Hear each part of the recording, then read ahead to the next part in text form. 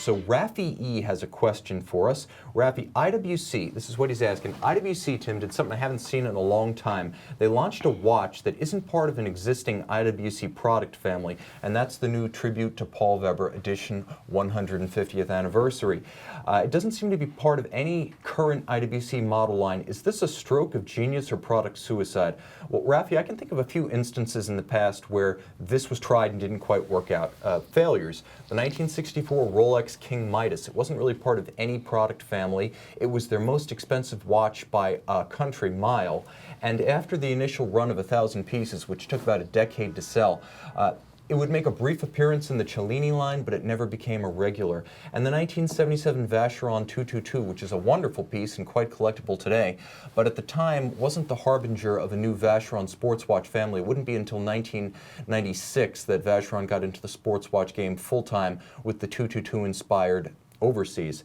Success, the 2009 Lange und Söhne Zeitwerk, not part of any model line at the time, but it became a model line, so charismatic, compelling, and original was it, and it remains so to this day. Also remember, tried and true classics like the Patek Philippe 1976 Nautilus 3700 in steel, not part of an existing Patek model line at the time, and the 1972 Audemars Piguet Royal Oak 5402. Again, kind of an island in the AP lineup back then.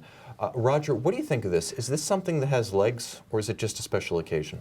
I don't think that's going to be a model that's intended for the masses, and it doesn't need to be. But, I mean, yes, it's not a part of a current part of the collection of IWC, but it's always been a part of IWC's history. Yes. So Pallweber is important when you look at IWC's history. So celebrating 150 years, it does make sense to bring out a model like that. But don't expect this to be the volume model for the future. No, it's a specialty. I will say this, it was interesting to see that the model revealed 250 pieces is designated reference 505002, suggesting that there is a 505001 someplace. I would not be shocked to see more limited versions of this watch come out at SIHH.